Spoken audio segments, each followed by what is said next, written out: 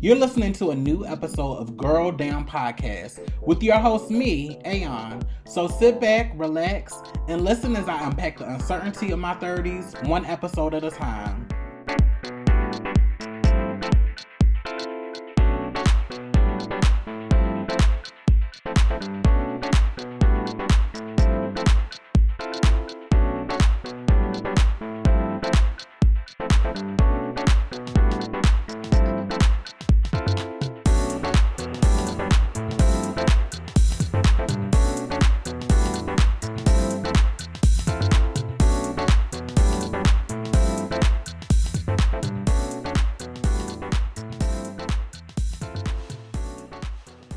Welcome to another episode of Girl Down Podcast with me, Aeon. And I want to talk about Tyler Perry, the relationship expert, and his comments on dating down. So currently I'm recording this. It's a Sunday. It's my last day here in Seattle. I'm on a work trip. And all over my timeline, I'm seeing the clip. I guess Tyler Perry did an interview where he talked about how black women should, because black women tend to out-earn their male partners, black women who are heterosexual and desire heterosexual partnership, because black women typically out-earn their partners, that black women should be open to the idea of dating a man that possibly earns less than her if the man has all of these other great qualities that he is bringing to the table, and yada yada boom. We all have heard the story. I think on the surface, what Tyler Perry says is great if you don't bring in any context, right? So all this year, really, there's been in the black interwebs, there's been this conversation about whether black women who earn a certain amount of money should be open to partnering with blue collar men or men who make significantly less than them. I remember earlier this year, I think it was in the spring, Ebony K. Williams, who I really, really live for, she came under fire because she did a Breakfast Club interview, and basically she said how she is not interested in dating a man that was a blue-collar worker, and there was a lot of critique about her comments, and there are a lot of people, particularly men, shaming her, calling her classist, and calling her elitist. And she suffered some backlash, but Ebony K is a smart woman, and she stood 10 toes down. She had people that were against her, and she had people that supported her. So jumping back to Tyler Perry's comments, this conversation is not in the vacuum, and I particularly think where we are in today's world, especially with inflation and people getting fired and laid off, these conversations are relevant more than ever. But jumping back to Tyler Perry about how he said that black women should be open to this conversation. And I, as a black woman of trans experience, am definitely a part of this conversation and definitely come across this dating pool of black cis het men that have these mindsets or feel these type of ways. I think Tyler Perry purposely, well, I can't say purposely because I don't know what is in his mind or where his mindset was, but he does a disservice, whether he knows it or not, by not creating context for why black women dating down in any way, it doesn't work. In my opinion, it doesn't work out for black women, and it ultimately leads to our harm in some type of way. And let me just be specific. And I wrote a post about this earlier, and I'm so happy that I have this platform because I can be able to expand on where I'm coming from and where my thoughts come from. as long as we live in a society, a country, and a world that is patriarchal, when you have a woman, especially a black woman, that is in a position of financial power and that makes more than her man, it doesn't matter how much understanding the man has and how much you acknowledging the other qualities to make a relationship work. My experience has been from relationships or romantic situations that I've been in, and every man that I've chosen to date, I was the breadwinner in my situation. This is even going back to my 20s. And other women that I've seen, it's in a world that teaches men to dominate, to see women as property, to get women to submit. At some point, the fact that a woman makes her own money, but makes more money than a man, is going to come up at some point in the relationship. And also, if black men aren't doing the work to interrogate patriarchy, interrogate how it shows up in their relationships, and we all know patriarchy is tied to misogyny, which is tied to misogynoir. If black men are actively doing the work on an individual level and on a community level to address it, to unlearn it, and to practice resisting the temptation to lean into it when their manhood is challenged, not only by their woman making more money than them, but a woman feeling empowered to have choices because she can have money, ultimately it will be a problem. And for me, I would like to partner with a man in the future. I don't know. Life is showing me to just be open to other things. I think I'm going to be single for a long time. And I don't say that is a bad thing, but because I am a woman, that I'm able to make my own money and I'm able to make a certain level of money, me partnering with a man for financial stability, that I don't need that. So if you come to the table, if you're coming to the table, then less than I have, unless you're this amazing person, and I'm not talking about amazing and you treat me nice and you call me beautiful. Amazing meaning that you are checking your own patriarchy and toxic masculinity and actively creating an environment where I feel safe, protected, heard, and valued as a woman, which most men aren't, because our culture doesn't incentivize that and incentivize men to be conquerors and to conquer women.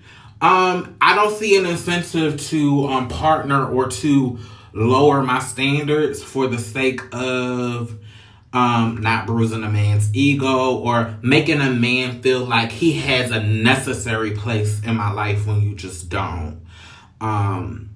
And also, we have to be honest, a lot of black men are not doing the type of work that they need to do, like women are conditioned to do. Like there's a whole industry, particularly for black women and black self-help and black coach gurus, like you think of Iyanla Vanzant and all of this work that women as a community, cultural, even black trans women, we're trying to do a whole bunch of healing work so we can be there for each other. And I just don't see the men doing that type of work that is forcing them to, with the exception of a few, but it's very minor. It's not a communal thing. I'm not saying men do that type of work to really address those feelings, because I do imagine that it does make a man feel insecure. It does make a man feel a certain type of way, but ultimately it's not on the woman to fix that within the man. And nobody's ever telling, like Tyler Perry in the little clip that I saw, nobody ever has a message for the man to check themselves, to unlearn that shit, if they want to attract black women partners that can do that, because there's no incentive in that. The world and the society is not set up for that. And it's always, particularly black women, we have to humble ourselves, we have to lower ourselves, we have to make ourselves more amenable to the whims and the desires of men. And for me, I'm just not, that's not a ticket that I'm willing to buy. Economic access and social mobility has given women of all kinds so much power, and it's given us so much power to the point that partnering with cis het straight men is really an option for a lot of us. And I believe that everything that we're seeing in the world, from Roe v. Wade being overturned to just the uptick in violence, not only against Black trans women, but Black cis women as well. When you hear the stories of the men literally murdering these Black single young women because they didn't want to give the man their number, or they didn't want to talk to them, and these men's egos feel threatened. Or even the various stories of intimate partner violence that we hear when a man is literally murdering a woman, particularly Black women, because they have the option to get up and leave and live their lives and raise their kids and not need or want anything from the men. You're literally, economic access are giving women and femmes the freedom to live their lives on their own, to cultivate their own communities, to really deal with the men in a transactional way where it's purely sexual, and we're not going to engage in relationship unless you show the mental fortitude or the maturity to be able to handle a fully self-actualized woman or a fully self-actualized Black woman. And we're literally seeing men turn themselves inside out because they just can't fathom. And a lot of it is just because they don't want to do the work to be the partners that Black women need. So it's just easier to blame us, put us down, call us names, talk about how non-Black women and white women are better partners than us, and all of these things. But Tyler Perry's words did not scare me. That's not to say that, again, as a woman, a Black woman of trans experience that is a high earner, that even if I were to lose my job, because of the education and the connections that I made, I can get another job and command, like, if not the same amount that I'm making, somewhere in the similar tax bracket, because I am able to take care of myself and not really have, and we really have to look at, which we don't have time in this episode, but marriage, and this is something that I really understood when I went to law school. Marriage is a business arrangement. It's a financial arrangement. Yeah, love and religion and everything come into play, but ultimately marriage is a business arrangement. It's a contractual agreement between two people that can be entered into and that can ultimately be broken. And if you look at the history of marriage, historically, marriage benefited men. It did not benefit women it benefited women because they got to have power by proxy of their husband. But if you look at marriage legally in its historical form, at least here in the United States, women were the property of men that they married. And it wasn't until as recent as the 70s where women were able to get credit cards on their own. Women were able to own property on their own. Like, the 70s is really when it kicked off for women to just kind of live their lives on their own. And I'm so grateful for the foundations that have been made, because it's really those historical landmarks that make it so much easier for women to live the free lives that we do today. And you see how particularly the political right is trying to roll this stuff back. You see, women are choosing not to have children earlier and earlier. The birth rate is falling down. And it has people losing their minds, but I just don't. My advice is, if your intuition is telling you not to date down, don't do it. Don't do it. Especially if it does not make sense for your life. Especially if you are a woman like me that is mainly attracted to men of color. And let me be specific. I'm mainly attracted to black men and Latinx men. I'm not really interested in partnering with white men. I don't see myself dating out on any type of level, and that's just something that I've come to accept. That's just my personal preference. But just because I'm attracted to these type of men doesn't mean that I'm beholden to just partner with somebody just for the sake of partnering with somebody if it does not make sense for my life financially, and it does not make sense for my mental and the self-actualization of myself. I'm not interested in doing a whole bunch of labor on top of the labor that it will take to make a relationship work, to help a man work through these feelings, stuff that he should be doing on his own, or that he should be doing in community with men, and not toxic men, but men that are going to challenge him to be better, because this patriarchy is not, it's not safe for women, it's not safe for men. I could go on and on. But Tyler Perry, the relationships expert, Tyler Perry, who's attracted to, I'm not going to go there. Tyler Perry does have a child. He has dated women or been in a relationship with women, obviously. But I just hate this idea that black women have to compartmentalize them. Well, not compartmentalize themselves, shrink themselves for partnership and love.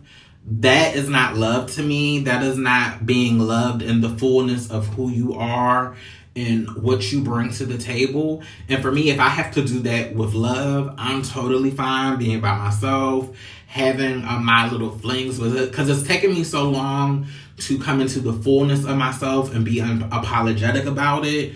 And I'm not going back. I'm not going back. If you can't take the fullness of my personality, how much money I can make, my leadership, and also my softness, if you deserve it, if you earn it. I'm not just going to submit for the virtue of you're a man and I'm a woman. I'm just not, that's not safe for me. I'm always thinking about safety. I'm also thinking about comfort, and I'm thinking about mutuality, and also partnership. While it's something that I think about, it's something that I desire, it's not a necessity for me, and it's just certain things that I'm just not willing to do in order to partner with someone, especially when they have not already done or they have no desire to do the work outside of being in a relationship with me, to make themselves a better person, so that we can even get to the point where we are thinking about being a partner. Because for me to be a partner with somebody, our paths have to already naturally be aligning and moving in a certain direction. And part of that for me is financial, but part of me is just the work that we're doing to unlearn our traumas, unlearn these systems, and not try to place burden and unwarranted expectations on each other to save each other. We are both adults. We are both grown. We should be doing the work so we can come into any partnership as full actualized people. And we should be, I'm responsible for taking care of myself. You're responsible for taking care of yourself. And then we can come together and be the best versions of ourselves to make whatever we got going on happens. Now, I know that is very ideal. And I know everybody is a work in progress. Everybody has their different story. But that's the bare minimum that now at 34 going on 35 that I'm expecting. And honey, I'm not going back. And also, I work really hard to have the lifestyle that I have. And I'm not apologizing. And this is not to say I'm not frugal or tight with my money, but honestly, to get access to me, you're gonna have to be in certain spaces, and if you're not able to be or flourish there, then maybe you don't need to be there, and it's no shot at. But what do y'all think about what Tyler Perry said? Should black women be dating down? Should black women adjust their expectations in order to find partners and find love? Are we too high maintenance? Are we too city? I don't know. Should Tyler Perry be the relationship expert for black women? I don't know. But make sure y'all send me letters to girldownpodcast@gmail.com. I would love to read one of your letters on the topic, and I will see you all next time. Bye. Thank you for listening to another episode of Girl Down Podcast with me, Aeon. If you like the show, please be sure to go on over to Apple Podcasts and rate and review this podcast. Also, make sure that you're engaging with me on social media. Also, if you have any inquiries or you want to send me any questions, be sure to email me at girldownpodcast@gmail.com. Until next time, bye y'all.